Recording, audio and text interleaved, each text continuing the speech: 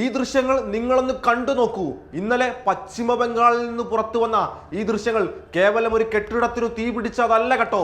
നമ്മുടെ ജനാധിപത്യത്തിന്റെ നെടുന്തൂൺ കത്തി അമരുന്നതാണ് നാം ഈ കണ്ടുകൊണ്ടിരിക്കുന്നത്.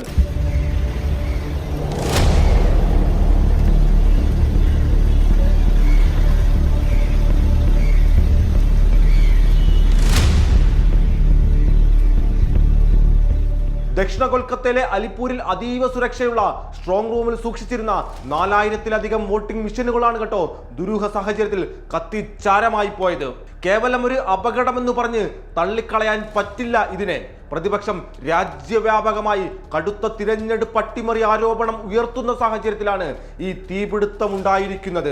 അതേ, ഭരണകൂടത്തിന്റെ തണലിൽ ജനാധിപത്യം എങ്ങനെ അട്ടിമറിക്കപ്പെടുന്നു എന്നതിന്റെ ഭയപ്പെടുത്തുന്ന സൂചനയല്ലാതെ മറ്റെന്താണിത്? ഈ തീപിടുത്തത്തിന് പിന്നിലെ അസ്വാഭാവികതകൾ ആരെയും അത്ഭുതപ്പെടുത്തുന്നതാണ് കേട്ടോ. ബുധനാഴ്ച രാവിലെ കെട്ടിടത്തിന്റെ താഴെ നിലയിലാണ് ആദ്യം തീ കണ്ടത്. എന്നാൽ വൈദ്യുത ബന്ധം പൂർണ്ണമായും വിച്ഛേദിച്ചിട്ടും മധ്യത്തിലുള്ള 1 മുതൽ 8 വരെയുള്ള നിലകളെ ഒട്ടും തന്നെ ആ തീ ബാധിക്കാതെ 10ാം നിലയിൽ വോട്ടിംഗ് മെഷീനുകൾ വെച്ചിരിക്കുന്ന സ്ട്രോങ് റൂമിലേക്ക് തീ ആളിപ്പടരുന്നു. ഇതെങ്ങനെ സംഭവിച്ചു? ആർക്കുമില്ല ഉത്തരം. ഭരണകൂടമേ, നിങ്ങൾ ഇതിന് ഉത്തരം നൽകിയേ മതിയാകൂ, അല്ലെങ്കിൽ ഞങ്ങൾ ഇത് വീണ്ടും വീണ്ടും ചോദിച്ചു കൊണ്ടേയിരിക്കും.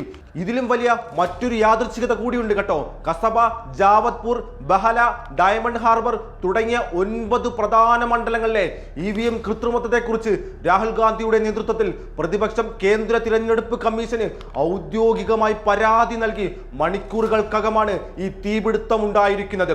പരാതി ഉയർന്ന മണ്ഡലങ്ങളിലെ മിഷനുകൾ തന്നെ കൃത്യമായി കത്തി നശിക്കുന്നു. ഇത് തെളിവ് നശിപ്പിക്കാനുള്ള ആസൂത്രിത നീക്കമല്ലാതെ പിന്നെന്താണ്?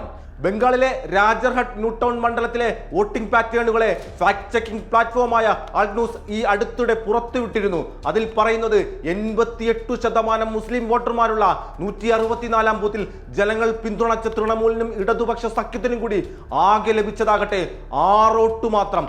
എന്നാൽ വിജയിച്ച BJP സ്ഥാനാർത്ഥിക്ക് ലഭിച്ചതോ 97% വോട്ടുകളും. ജനങ്ങൾ പോളിംഗ് ബൂത്തിൽ ചെയ്ത വോട്ട് എങ്ങോട്ട് പോയി എന്ന് പകച്ചു നിൽക്കുമ്പോഴാണ് ആ സംശയങ്ങൾ കടിവരയിട്ടുകൊണ്ട് മെഷീനുകൾ തന്നെ കൂട്ടത്തോടെ കത്തിയമരുന്നത്. കേന്ദ്രം ഭരിക്കുന്ന BJP സർക്കാർ തങ്ങൾക്ക് തിരിച്ചടി ഉണ്ടാകുന്ന മേഖലകളിൽ ജനവിധി അട്ടിമറിക്കാൻ നടത്തുന്ന നീക്കങ്ങളിലേക്കാണ് ഇതെല്ലാം ഒരുപോലെ വിരൽ ചൂണ്ടുന്നത്. ജനാധിപത്യം എന്നത് വെറും 5 വർഷത്തിലൊരിക്കൽ വോട്ടു രേഖപ്പെടുത്തുന്ന ചടങ്ങല്ല. ആ പ്രക്രിയയിലുള്ള ജനങ്ങളുടെ വിശ്വാസമാണ് അതിന്റെ ജീവനും ആത്മാവും. പോലീസ് കേസ് രജിസ്റ്റർ ചെയ്ത് അന്വേഷണം തുടങ്ങിയിട്ടുണ്ടെങ്കിലും കേന്ദ്ര ഏജൻസികളുടെ സ്വാധീനമുള്ള ഈ സിസ്റ്റത്തിൽ എത്രത്തോളം നിഷ്പക്ഷമായിട്ടായിരിക്കും ആ അന്വേഷണം നടക്കുന്നത് എന്നത് വലിയൊരു ചോദ്യം തന്നെയാണ്.